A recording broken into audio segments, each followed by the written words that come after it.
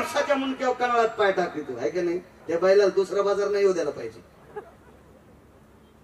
असं देखावे नाही बघायचे, कर्तव्यावर बघायचं असतं. असं चंचल वानर होतं ते चंचल.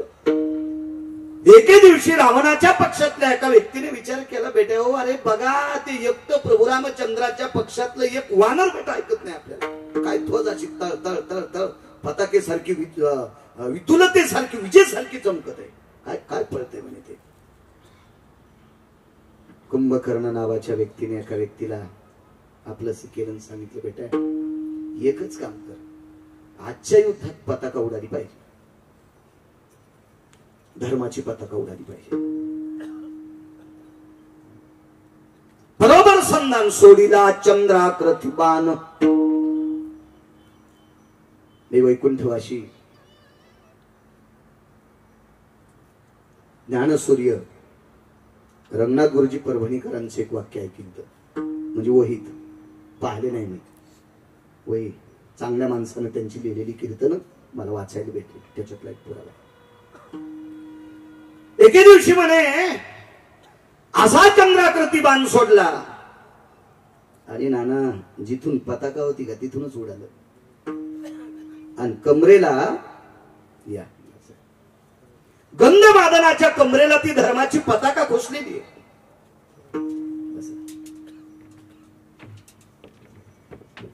पाठीमागची लोक हरवली आणि एका वानराने आवाज दिला, गंधमादन.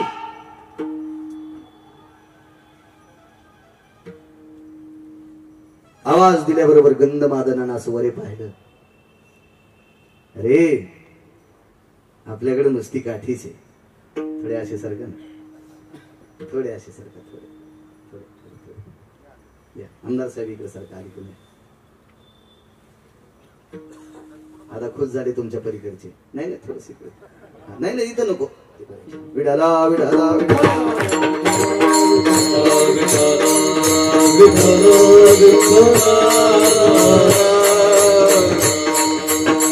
पाहणं त्यानं वरे तर धर्म पताकेचा दंड शिल्लक आहे, पण पताका निष्ठून गेली. काय विवेक असेल हो त्यांना. भगवान प्रभू रामचंद्राच्या सोबतच्या 18 पद्म वानर 72 कोटी रिसन 56 कोटी गोलांगोळ प्रभू रामचंद्राचा प्रचार करीत असताना आदला पण नाही घेतला, एक आदला पण. पाला खाऊन या वाहिले पर्वत बांधविला सेतू सिंधूशी. पाला खाल्ला आणि मोठी मोठी पर्वत वाहिली, पण विवेक किती होता नाना त्या वानरांना. विवेक विवेक गंधमादनाच्या लक्षात आलं. लहान्या मालकाने सांगितलं होतं, हनुमंता यानं जर पताका पाळली तर मग लक्षात ठेवा. आणि आज तर पताका उडवली राक्षसाने. रामनामाची ताकद सांगतोय, रामनामाची. का आळंदीतले मालक म्हणतात राम आणि कृष्ण हे दोन नावं साजरी आहेत. तात्काळ गंधमादन किष्किंधेचे राजा सुग्रीव यांच्याकडे पळाला आणि सुग्रीवाच्या कमरेला चांगल्या प्रतीचा शेला बांधलेला होता, पांढरा शुभ्र शेला बांधलेला होता. अलगद असा किष्किंधेचे राजा सुग्रीव त्यांच्या कमरेचा शेला पांढरा शुभ्र ओढून घेतला आणि धर्म पताकाची अर्धी जी दंडूक होतं, अर्धा विळू होता, अर्धी काठी होती, त्या काठीचं एक टोक सव्य भागाला टोचलं. सव्य म्हणजे उजवी, अपसव्य म्हणजे डावी. हे कर्मकांड करत असताना जाणवं, सव्या अपसव्यो यज्ञोपविता स्थिताय जायते असा शब्द वापरला जातोय.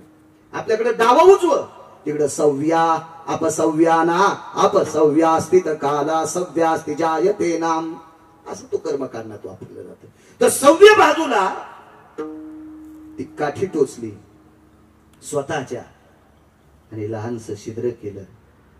त्या छिद्रातून नाना रक्त वाहत होतं आणि रक्त जेवढं जेवढं बाहेर पडत होतं तेवढं किष्किंधेचे राजा सुग्रीव त्यांच्याकडनं ओढलेलं उपरणं त्या रक्ताने लाल केलं आणि तीच पताका एका दंडाला बांधून आवाज दिला, पवन सुधा लहाने मालक म्हणजे लखनलाल. बघा म्हणे त्यावेळेला लक्ष्मणजीचे डोळे रडत नव्हते, अंतःकरण रडत होतं. काय वानर आहे हो, स्वतःच्या रक्ताची ध्वज तयार केली. काय गंधमादन असेल तो. त्याच्यावर एके दिवशी सगळ्यात राग कुंभकर्णाला गंधमादनाचा आला आणि त्या दिवशी कुंभकर्णाने राक्षसी गिळायला सुरुवात केली. रामकृष्ण नाम, नुसत्या राम नामाची ताकद. वेळ भेटला तर कृष्ण नाव पाहू. आणि ज्या वेळेला कुंभकर्णाने गंधमादनाला गिळून टाकले, त्यावेळेला दाभाडाला दाढाला दाढ असे लावायच्या आत आमदार साहेब घशातून आत उडी टाकली. मधात फिरत होत. बऱ्यापैकी वानर होती. सगळ्यांना सांगितलं तुम्हाला वाचायचंय का? ते म्हणले एवढ्या मोठ्या कुंभकर्णाच्या पोटात वाचत असते का? वाचते रे म्हणे, भजन करा रामनामाचं. आणि कुंभकर्णाच्या पोटात वानरांना रामनामाचं भजन करायला लावलं आणि प्रकाशाचं स्तोत्र दिलं.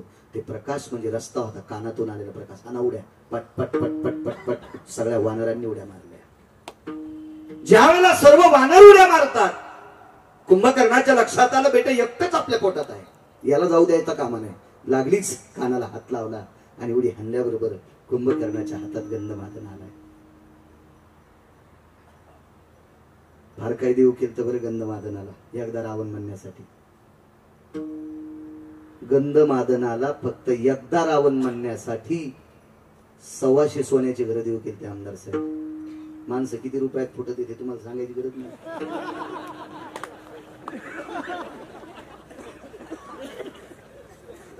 कारण तुम्ही राजकारणी आणि आम्हाला तर काही माणसं फोडायची गरजच नाही.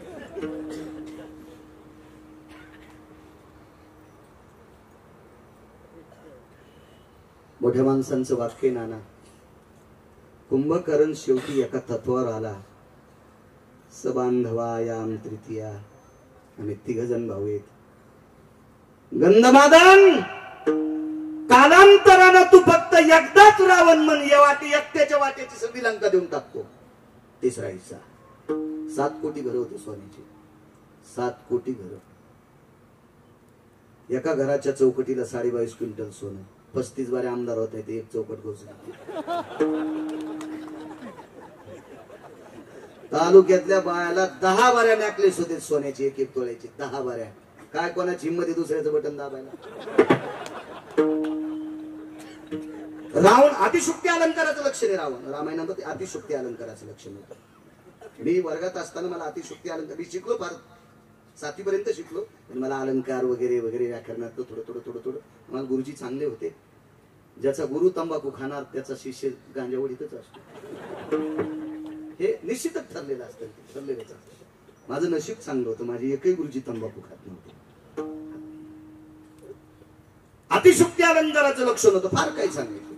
दमडीचं तेल आणलं, सासूबाईचं नाणं झालं, मामाजीची शेंडी झाली. गपकन सांगतो, लांडोरीचा पाय लागला आणि त्याच्यात हाती वाहून गेला. लांडोरी म्हणजे आमदार साहेब मोराची बायको. म्हणजे मोराचा पाय लागल्यावर तेल सांडलं. वाटी केवढी का असेल, आणि त्या वाटीतल्या तेलानं हाती वाहून जातो. अतिशुक्ती अलंकार नाही तर काय. अतिशुक्ती अलंकाराचं म्हणे रावणाच्या पूर्वेकडची भिंत 269 किलोमीटर लांबीची होती. उंची 11.5 फूट, रुंदी 4 फूट, भरीव सोन्याची. 2 फुटाचा कोपरा काढा, त्याच्या विरोधात फॉर्म भरायला कोणाची मागितली? रावणाची श्रीमंती सांगते मी. हेही जाऊ द्या, इतकं पाहाला मी काय तिथला सरपंच नव्हतो. नका तुम्ही पुराणातलं, तुम्हाला तुमचं तोंड पुरलं नाही तिथपर्यंत तुम्ही नका मानू. पण संतांची पुरावे. 80 सहस्र सुंदरा कामिनी. मग 80,000 ज्याच्या बायका मतदान कोणाला? त्याला. 1 लाख पोरं, नाना मतदान कोणाला? त्याला. 1.25 लाख नातू, मतदान कोणाला? त्याला. 80,000 बायका म्हणलं सासरी किती झाले? 80,000. पण सासा मलाही सांगता येत, कारण जावायनं 80,000 केल्या, मग सासरा 150 तर करीन ना.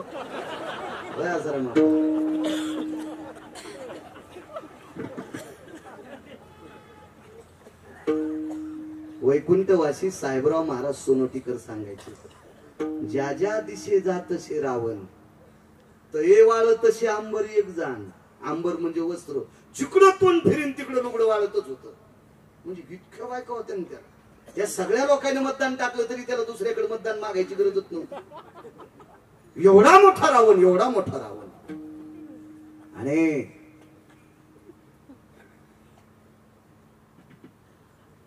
असं दाबला हातात. नाही म्हणलं तर तुला मारेन. म्हणलं मरतोय, पण तुम्ही ज्याचं नाव घेता त्याचं नाव मी नाही घेणार. शेवटी दाबलं नाना. रामनामाची ताकद सांगते. कर कर कर कर कर कर असा गंधमादन दाबला आणि प्रभू रामचंद्राच्या पक्षात हरामासाचा गोळा फेकून दिला. एक कोरसा पुरावा सांगतो. माधव महाराज मगरांचा पुरावा आहे. कोरसा पुरावा. कोरसा मला एक 6 पानाची प्रत एका चांगल्या माणसाने दिली. ज्या वेळेला हा गंधमादनाचा शरीराचा हरामासाचा गोळा त्वचेचा प्रभू रामचंद्राच्या पक्षात फेकला आणि कुंभकर्णाच्या नाका तोंडावर जे थेंब आले त्या प्रत्येक रक्ताच्या थेंबातून राम राम शब्द निघत होता. जोपर्यंत रक्त वल्लय आमदार साहेब तोपर्यंत त्याच्यातून राम राम शब्द निघत होता. हात वल्ला होता ना. वल्ला हात घेऊन कुंभकर्ण तात्काळ पळाला आणि लंकेश राजा रावणाच्या कानाला हात लावला. रावणाने हात झटकिला आणि तलवार उपसली. कुंभकर्ण ते म्हणलं, दादा जो हात तुझ्या विरोधकाचं नाव घेतो तो हात तोडतोस काय? एवढे तुला मोठेपणे दादा? त्याच्यापेक्षा माझं डोकं कापणार आहे. तुला काय एवढं दुःख वाटतंय? कुंभकर्ण, माझ्या विरोधकाचं नाव माझ्या कानात ऐकवतोस, तुला वाटत नाही रावणाला दुःख होत असेल? याच्याकरता नाही ऐकत दादा. रामप्रभूचं नाव ऐकल्याच्या नंतर दादा तुला राग येतोय, याच्याकरता मी नाव ऐकत नाही. मी तुला सावध करतोय. रामप्रभूच्या पक्षातली माणसं मेल्यावर सुद्धा त्यांचं रक्त पण मालकाचं नाव घेतंय. रामप्रभूच्या पक्षातली माणसं मेल्याच्या नंतर त्यांचं रक्त वलय तोपर्यंत रामप्रभूचं नाव घेतात. इतकी निष्ठावंत माणसं रामप्रभूच्या सोबत आहेत. आपल्याला राम ऐकत नाही दादा, त्याची पत्नी देऊन टाका. असं 2 वेळेस कुंभकर्णानं सुचविलं, पण बेटा ऐकायला तयारच नाही. काय होतं माहितीये का? कोण्याही जातीचं कुत्र घ्या, कुत्र कोण्याही जातीचं घ्या, त्याला बिन धारवण्याचं दूध पाजा आणि सोन्याच्या पालखीत बसवा तरी बेट भुकतच.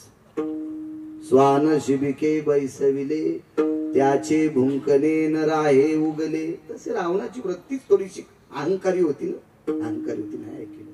चला पुढे ऐका. रामनामाची ताकद किती मोठी आहे. रात्रीच्या प्रसंगाला मारुती राहायला गंधमादनाचं ते पार्थिव असं चुरा झालेलं सापडते. प्रभू रामचंद्राच्या अंजुळीत दिलं. भगवंताच्या डोळ्यानं त्याला नाहुलं आणि समाधी देऊन टाकली. रावण मृत्यू पावला. विभीषणाला लंकेचा राजा केलं आणि प्रभू रामचंद्र विजयाची गुढी घेऊन अयोध्येत पोहोचले. कालांतराने एक निरोप आला. लंकेत आवर्षण पडले.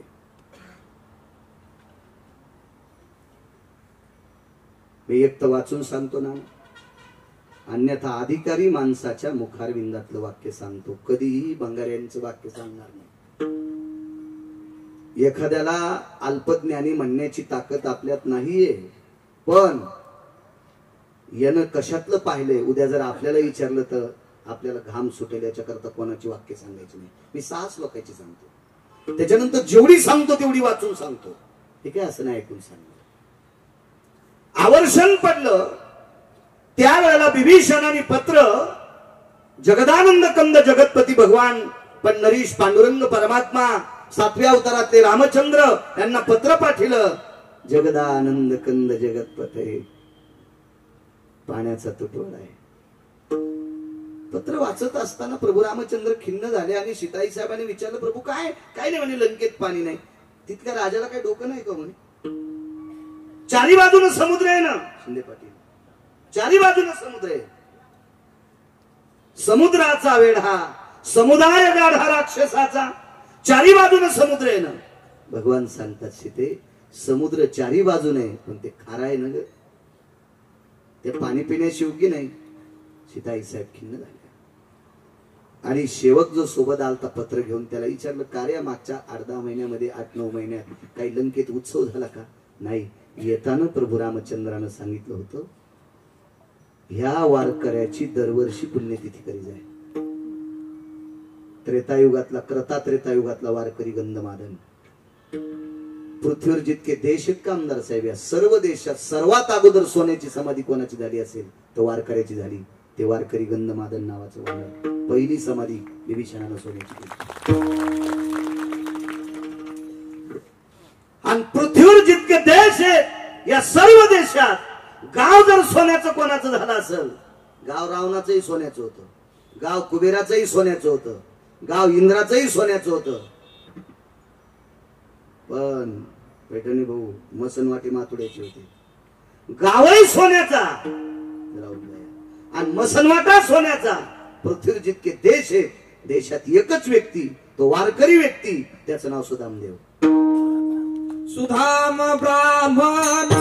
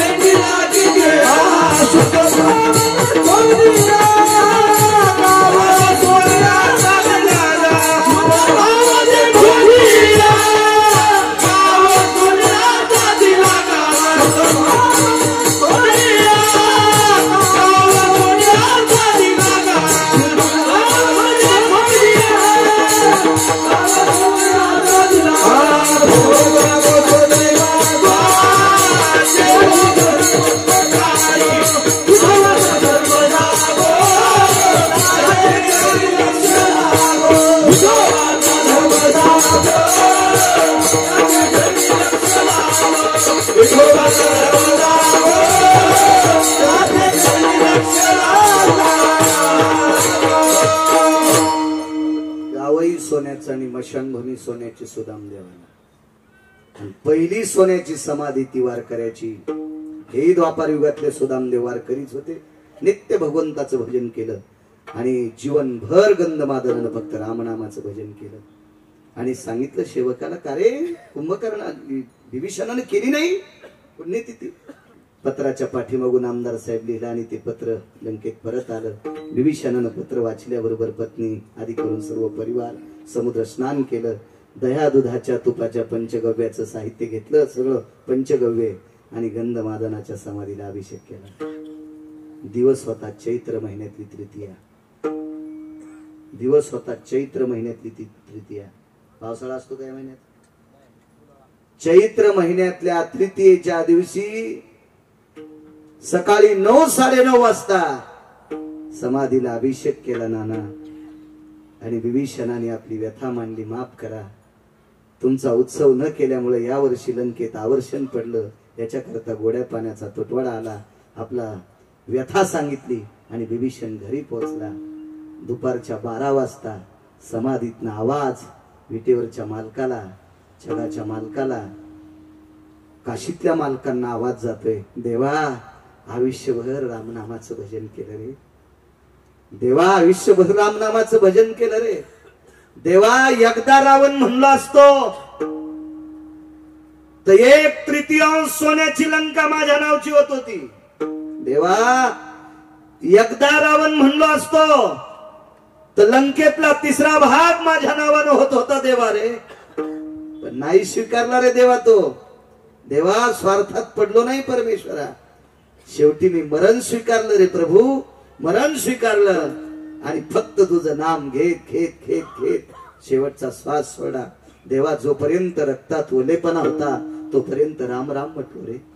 देवा जोपर्यंत हाडा मासाचा तो गोळा वल्ला होता तोपर्यंत राम राम म्हटलं. ज्या वेळेला त्याच्यातलं संपूर्ण पाणी आटलं त्यावेळेला हे पंचतत्वाला शरीर विलीन झालं, त्या दिवशी माझं भजन बंद झालं. देवा आयुष्यभर रामनामाचं भजन केलंय, काही किंमत आहे की नाही आम्हाला? मग रामनामाचं आयुष्यभर भजन करणाऱ्या वानराचा समाधी उत्सव ज्या लंकेतल्या राजाने केलाय, त्या राजाला जर पाणी प्यायला भेटत नसेल तर आम्हाला वारकरी कोण म्हणेल? चैत्र महिन्याच्या तृतीयेच्या दिवशी दुपारी 12:30च्या 1च्या सुमारास इतका पाऊस झाला आमदार साहेब, इतका पाऊस झाला आणि लंकेतल्या सगळ्या लोकांनी गोड पाणी पिलं.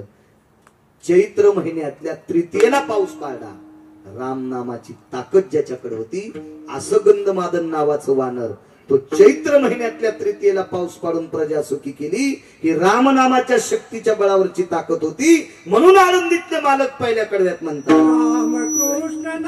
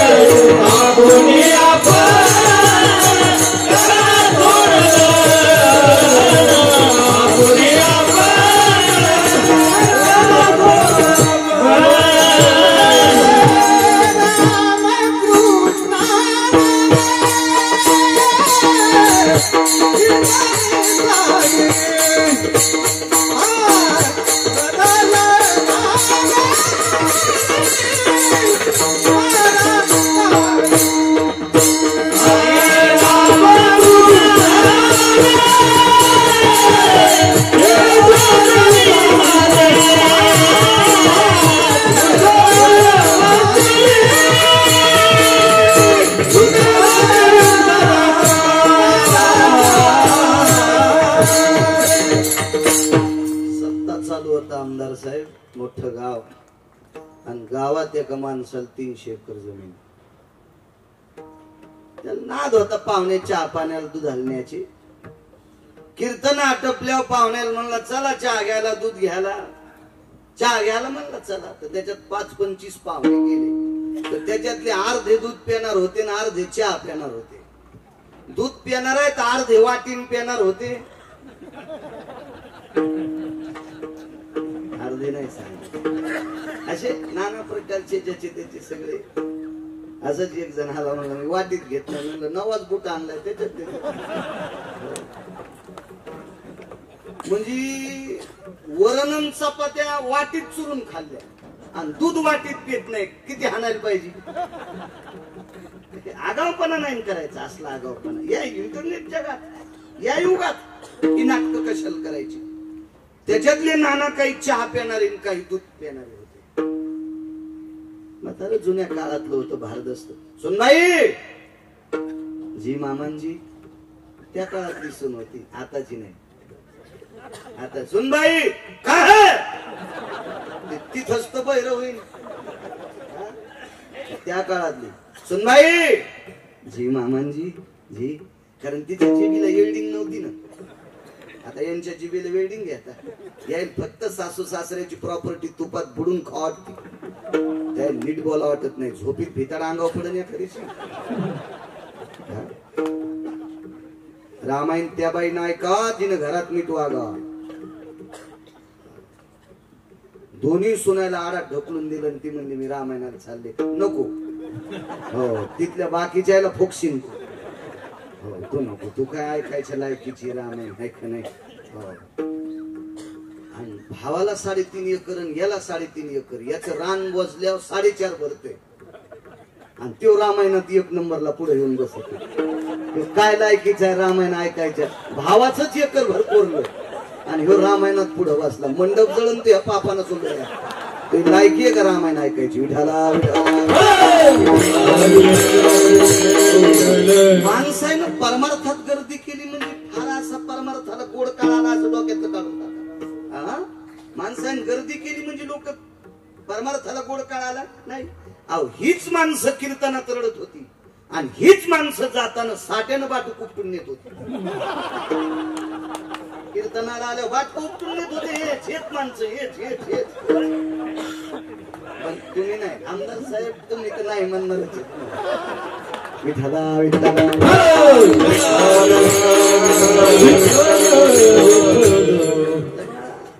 मला नाही असं काही मोठे पण वाटत. कारण सांगतो तुम्हाला, आज नाना फुकट गाड्या सोडा, फुकट गाड्या सोडा. ज्याच्या गळ्यात माळी आहेत ते पण सैलानी बाबाला जाणार. फक्त गाड्या फुकट सोडा तो कळते. एक प्रकार तर आज सांगत नाही किती नीच पात्र. वानर काय टोकाची होती हो, काय टोकाची होती, काय टोकाची. XYZ पुढाऱ्यानं रिकाम्या पिशव्या वाटल्या. पिशव्यात काय असेल देव जाणे. आजाच्या गळ्यात माळ असताना नाताला पिशी घेऊन गेलाय.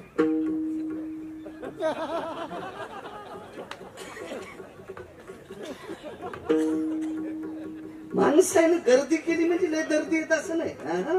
अद्याप नाही. त्याच्यात काय मोठे पण परमार्थाची नाना खोली वाढायला पाहिजे. खोली रुंदी नाही.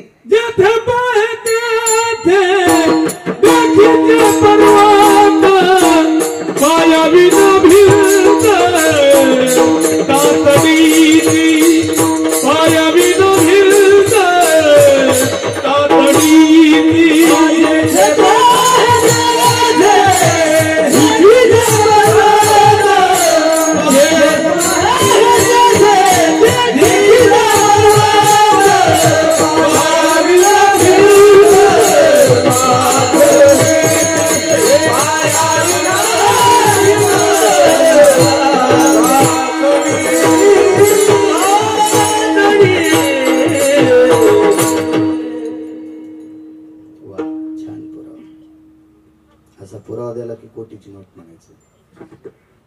चला घरी चहा प्यायला नेले. सुना सुनबाई 10 कप चहा 15 कप दूध करा. 300-350 एकर जमीन. कर्मनो गहनो गती डब्यातली साखर उडालती. दर दर दर दर सुनाला घाम आला. हे म्हाताऱ्याच्या सुनाला घाम आला. म्हाताऱ्याची नाच सुना आपल्या सासून म्हणते, आत्या इतका काऊन घामी आलाय? तुला माहितच नाही. तू आज सासऱ्याची खसालत बाई त्या आकड्याच्या काठीने मारते. म्हणजे झालं काय? मी सकाळी सांगायला पाहिजे होती साखर संपली म्हणून. मग आपल्यासाठी का दुकान उघडायचे नाही का? अगं पाहुण्यापासून गेल्यावर सगळी प्रतिष्ठा मातीत जाती ना. 300 एकर जमीन आहे ना आपल्याला.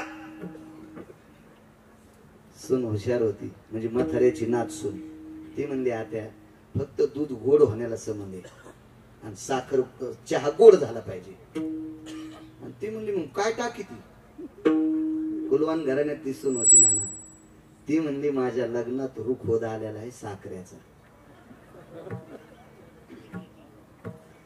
10 कप दुधात किती महाराज टाकू आणि 15 कप साखरेत किती 15 कप चहात किती बदक टाकू? रुख येत होता बरं. साखरेचे बदक, साखरेचे महाराज, साखरेच्या चिमण्या, साखरेचे पाखर. मला सांगायचे, कुलवान घराण्यातली सून असल्यामुळं आपल्या सासूची इज्जत झाकली. तशी कुलवान घराण्यातली सोने वारकरी वाया जातच नसते. ताशी मध्ये जुने जुने विठाला विठाला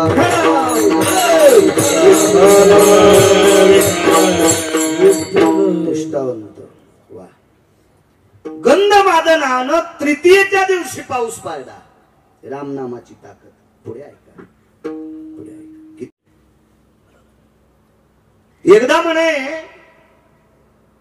मारुतीरायानं समुद्राला विनंती केली, सागरा ऐके आपांपती तुझ रे मी करीत सो विनंती. हे आपांपती ऐक, तुला विनंती करतोय. भगवंताला पहिलं तीराला जायचंय, जाऊ दे, नाही जाऊ दे, अहंकाराचं टोक होतं थोडासा, नाही जाऊ दे.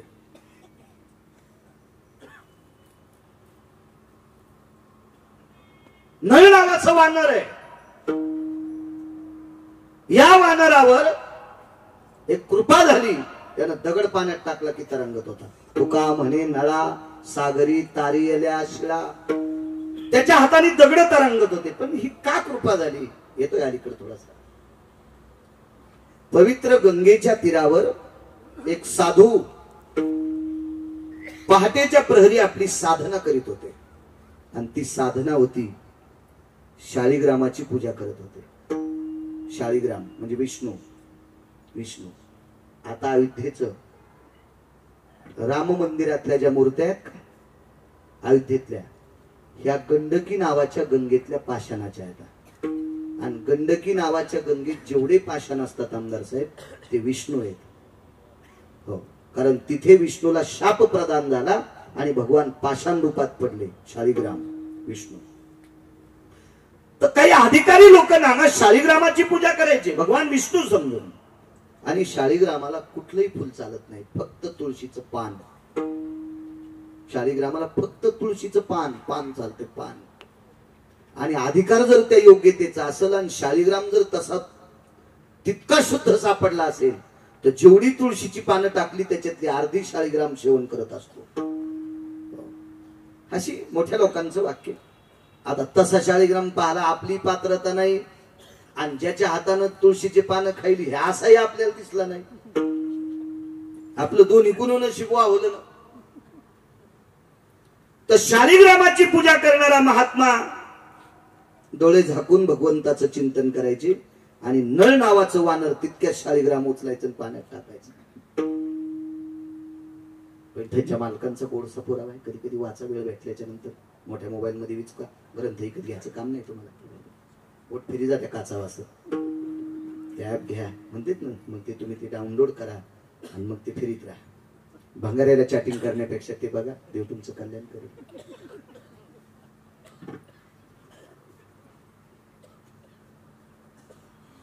त्याच्या कुळातल्या 2 लोकांकडे बघितलं साधून. साधून शाप दिला असता तर नळ त्या दिवशी संपला असता. पण नळाला त्या दिवशी आशीर्वाद दिला. शाप म्हणा की आशीर्वाद म्हणा, तू दगड पाण्यात टाकले की तरंगतील. नळ तो शालिग्राम पाण्यात टाकायचा आणि नळ निघून गेला की महाराजाची समाधी उत्थान झाली की पाण्यावर तरंगलेला शालिग्राम घेऊन यायचे. असं एक मुद्दा. अजून 2 मुद्दे आहेत, पण सगळ्या गोळ्या एक खटे घेतल्यावर रिॲक्शन येत असते. विठाला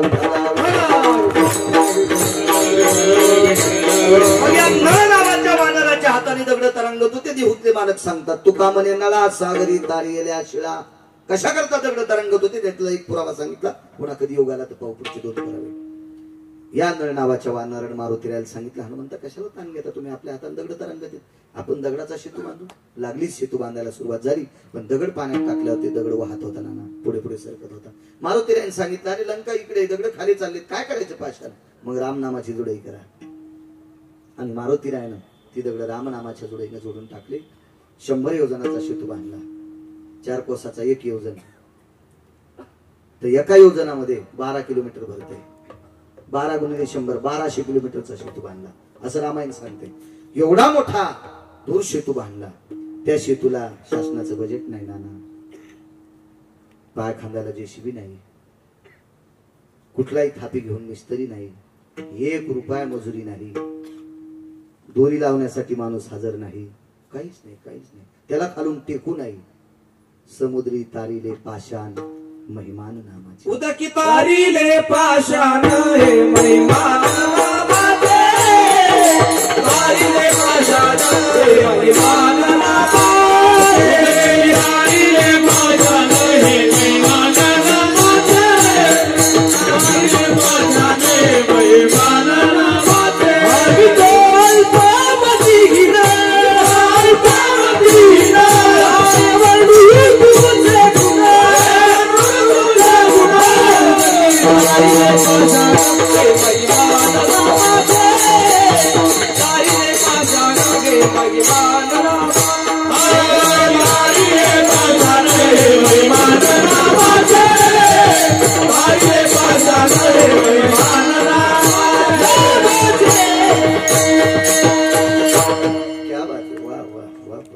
सेतू हे महिमान नामाचे 100 योजनाचा सेतू आमदार साहेब वानरानं बांधला, काय नवल नाही. बाईला स्वप्न पडते आणि बाई दुसऱ्या दिवशी सकाळी आपल्या मालकाला सांगते वानर लंकेत आले. बळीवान बोलती मंदोदरीने सांग, मंदोदरी बोले रावणा प्रती, स्वप्न देखिले मी एक मध्यरात्री, नेनो वानर मिळाले किती, शिळा सागर बांधिला.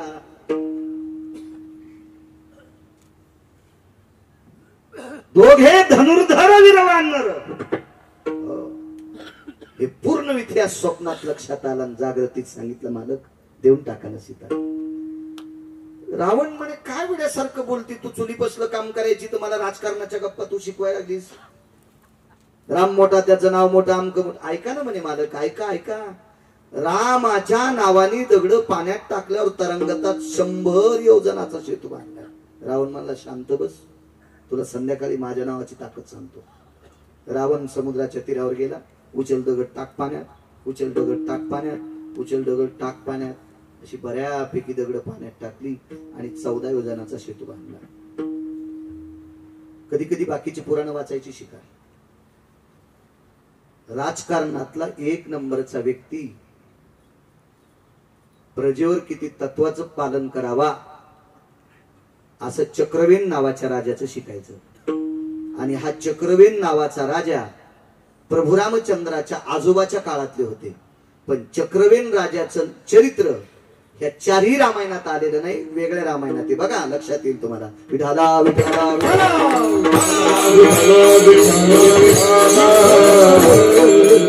हा चक्रवेन नावाच्या राजाच्या पुढे लंकेचा राजा गुडघे टेकून बसत होता. काका बुवा गुडघे टेकून. फक्त 127 सैन्य होतं.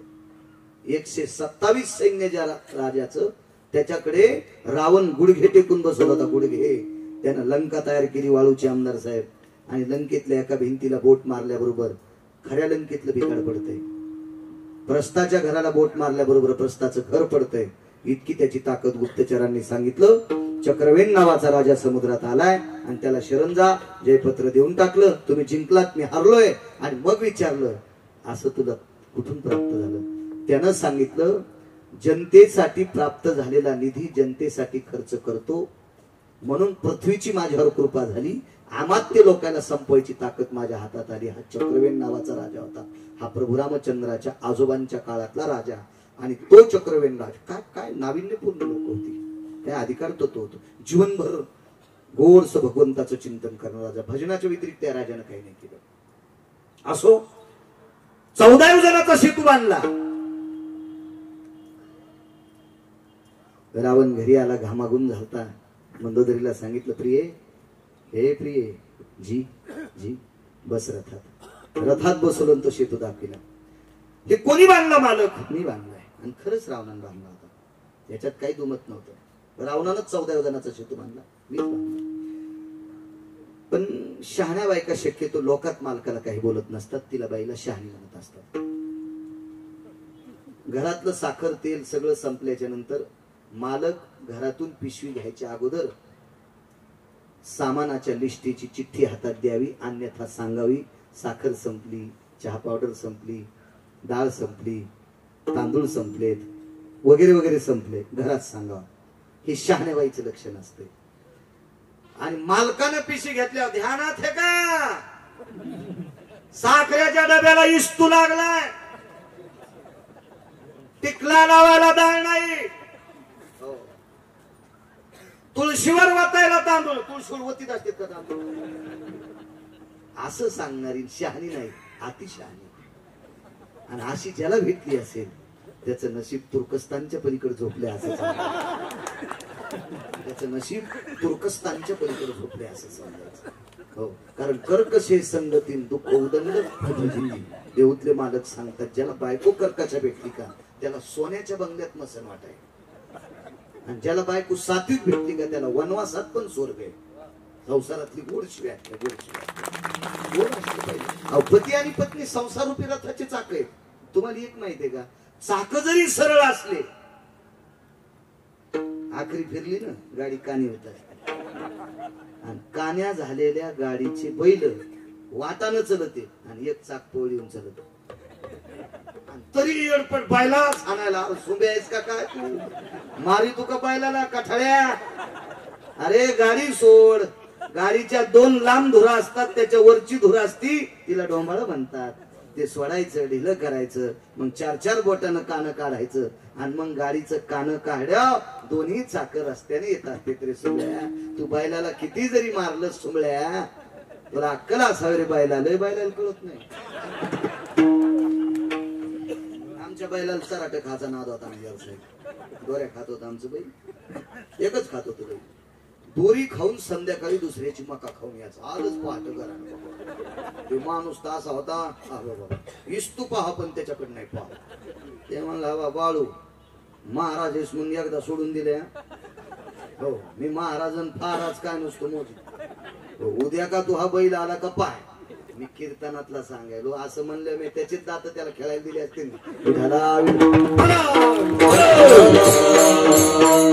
आमच्यावर घेतलं लय खसखस पिकती तुमची हे तुम्हाला राग येईन म्हणून माझ्यावर घेतलंय सगळं तुमचं दळायलो हे ध्यानात ठेवा ना तुमचंच सांगायला लागलो तुम्ही गड्याला सांगितलं नाना गड्याने बैलाला मारलं 2-3 फोकारे हाणले दुसरा बैल म्हणला जमलं का लय चराट खाऊन मका खातून त्याचे खपके भेटले बैल लय शहाण होते बैलानं दुसऱ्या दिवशी त्याच दाव खाल्लं मग याच खाल्लं दोघं मका खाल गेले लय बैल बैलाच्या नादानं कोण्या दुकानावर जाते काही काय बैलाला जाव वाटत नाही बरं का पण काही बैलाच्या नादानं जाते मला असं वाटतं अशा भंगिऱ्या बैलाच्या नादी नाही लागले पाहिजे अख्खा संसार उलथा होईल एका दिवशी विठाला विठाला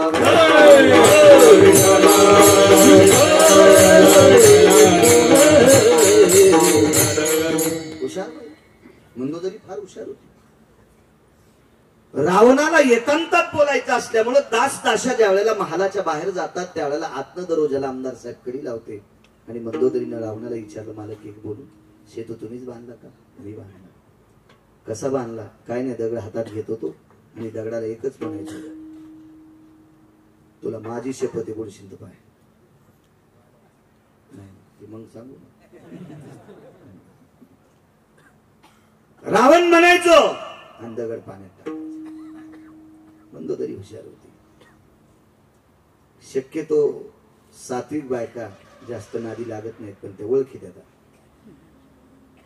एक जणांनी मिरच्याचं पोत आणलं 35 किलोचं वाळलेल्या बायकोने विचारलं कसं आणलं काय म्हणलं असे पैसे दिले ना असं आणलं तर ती म्हणली 2 महिने झालं तुम्ही दैले वाढायला लागले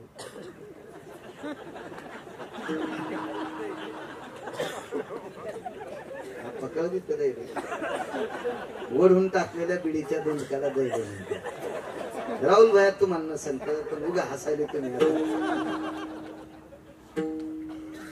2 महिने झालं तुम्ही दहिले वाढायला लागले 35 किलो मिरच्याचे पैसे कुठून बरं इलेक्शन बी चालू नाही कोणी तुम्हाला दिलं असलं ते म्हणला जाऊ दे मिरच्या जाऊ द्याचा विषय नाही हो पण मला तर कळू द्या कसं जाऊ दे तारकातलं पहिलेला आणलंय प्रत्येक बाईला कळतं बरं शिंदे मामा आपला नवरा किती पाण्यात आहे किती तळ्यात आहे किती टेकड्यावर आहे किती टिव्यावर बसलेला आहे असं सगळं कळतं पण कसं आहे मायबापाचं नाव करण्यासाठी त्या अशा भंगिऱ्याला पण सांभाळतात इतकी पवित्र संस्कृती इतकी पवित्र स्त्री या महाराष्ट्राच्या मातीतली म्हणून तर ज्या घरी कुल स्त्रिया राज्य राणी व संपत्ती म्हणून या देशाची सर्वात मोठी संपत्ती काय असेल तुम्ही आहात माझ्या माहिती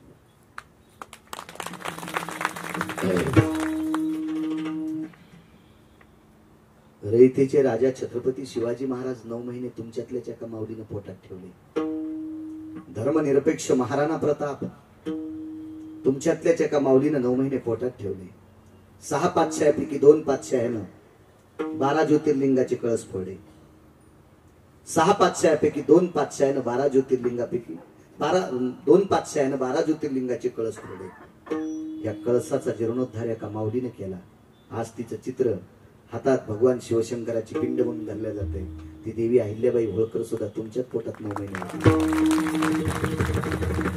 मला सांगायचं या भारतातल्या रत्नांना जन्म देणाऱ्या तुम्ही आहात इतक्या मोठ्या तुम्ही चुका करायच्या नाही. भजन म्हणायचं असेल गात्यातले अभंग म्हणजे बेल वाया गेले ग बाय बाय तिकडच घसरून मेले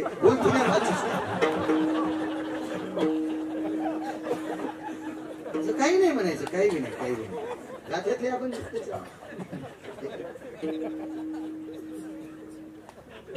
आता सध्या महादेवाला पाणी घालायचं बऱ्यापैकी चाललं. नाही त्याला सर्दी होणी म्हणजे बरं आहे, पण महादेवाला पाणी घालणं आजचं नाही ना. संत शिरोमणी नामदेवरायचा पुरावा आहे.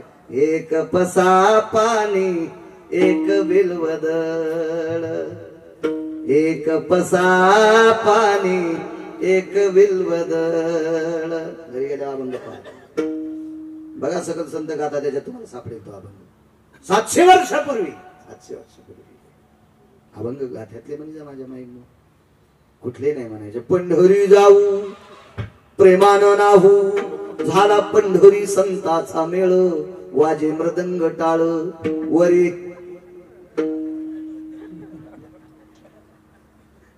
नाही म्हणायचं, चुकीचं. आपण सुद्धा काही म्हणताना भ्यायचं. राधा रंगानं दिसते छान, तिच्या येणीला गोंडे दोन. ज्या राधेच्या अंगाची माती पंढरपुरातल्या मालकानं कपाळाला गंध म्हणून लावली नाना, तिला गोंडे लावायची काय गरज आहे? पप्याच्या माईल लाव, ती सुंदर दिसेल.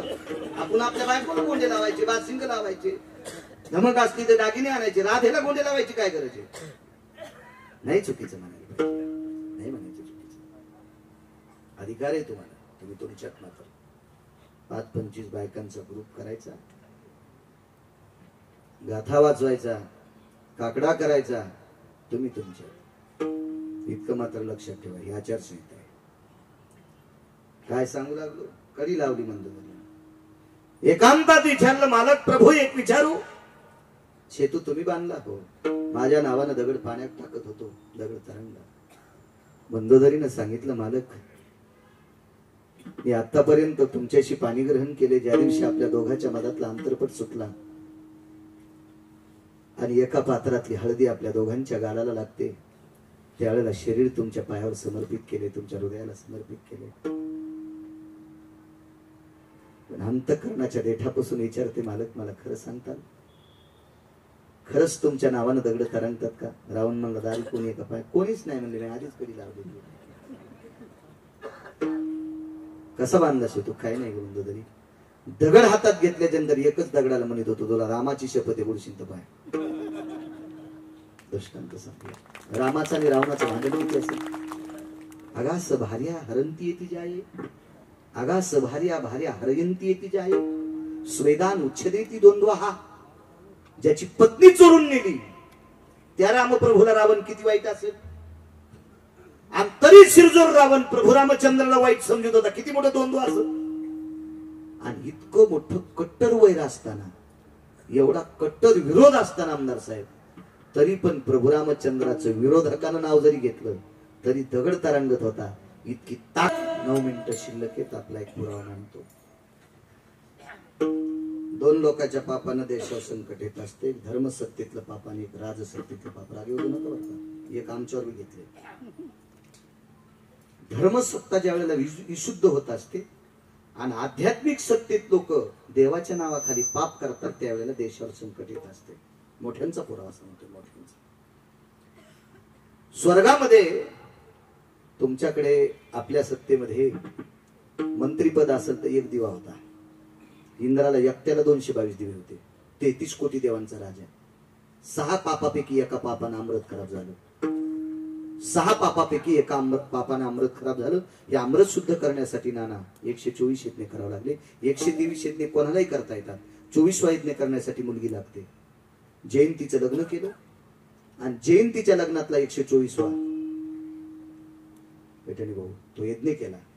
आणि तो यज्ञ झाल्याच्या नंतर तरी पण अमृत शुद्ध नाही झालं. पावसाळ्यात आमदार साहेब वड्याला जितकं पाणी वाहतं का तितकं यज्ञात टाकलं, पण अमृत नाही शुद्ध झालं. शेवटी एक व्यक्ती आली. मी प्रचलित म्हणून नारद सांगत असतो, पण त्या जागेवर दुसरी व्यक्ती येणार. ती दुसरी व्यक्ती इंद्राकडे आली.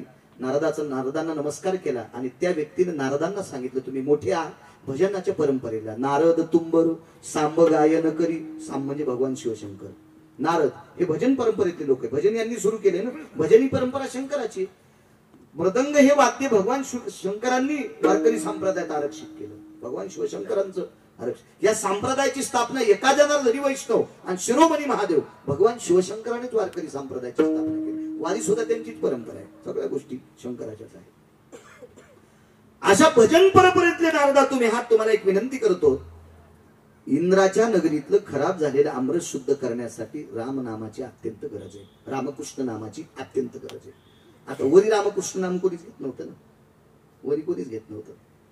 मग करावं काय. आता रामकृष्ण नामाचं भजन करणारी कोण व्यक्ती आहे.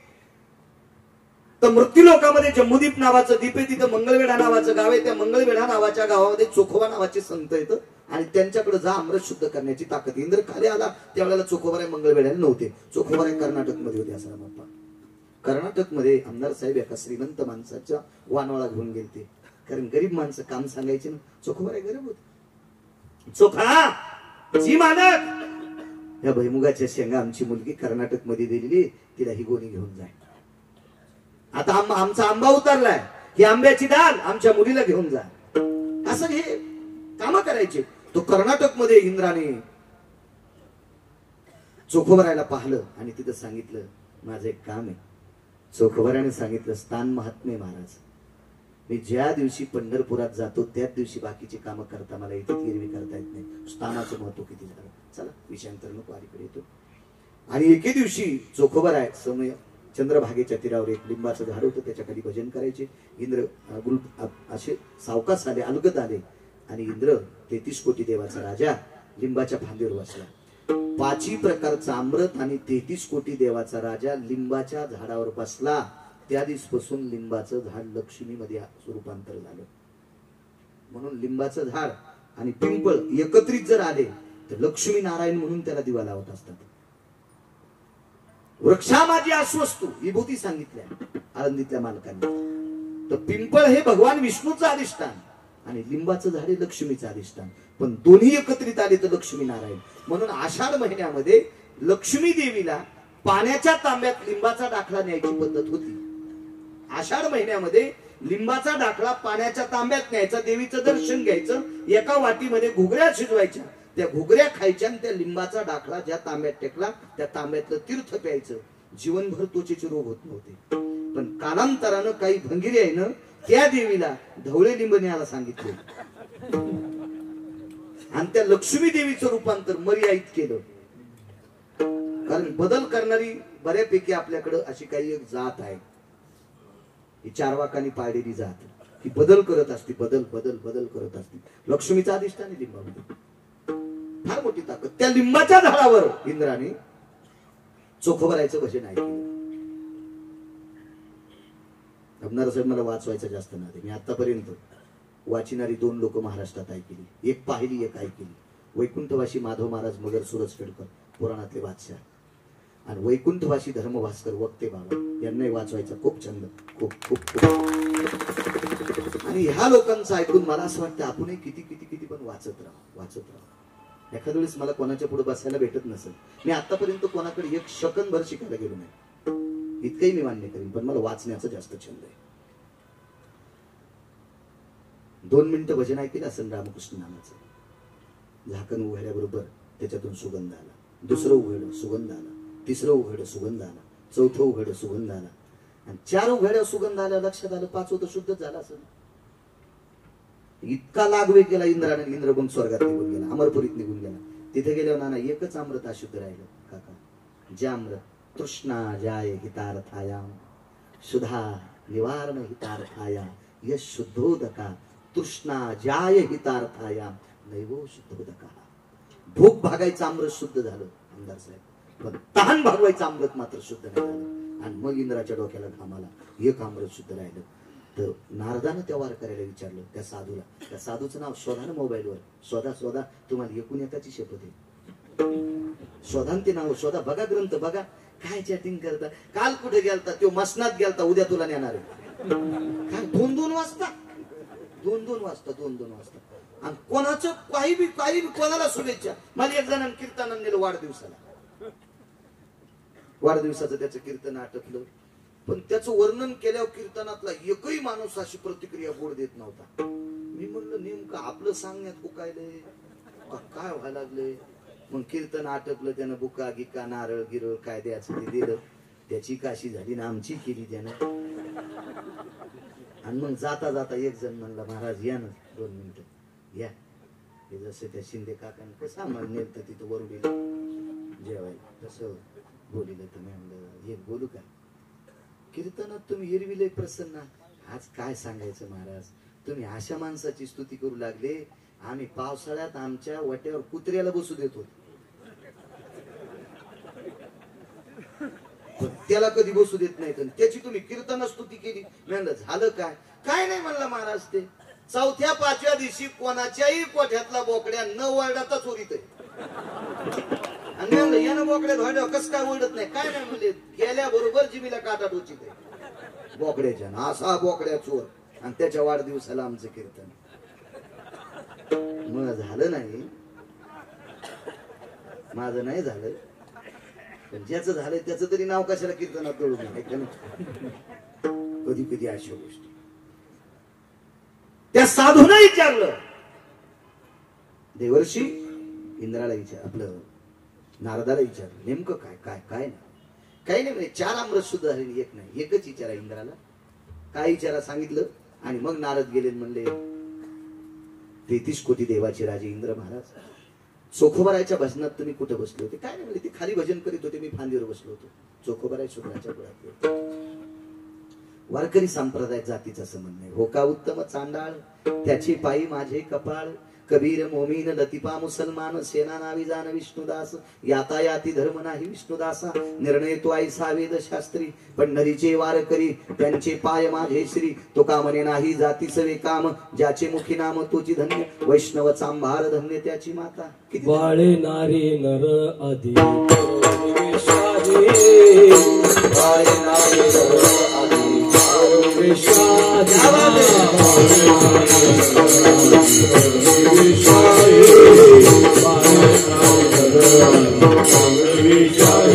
ब्राह्मण क्षत्रिय वैश्य शूद्र चांडाळा ही अधिकार. बाळे नारी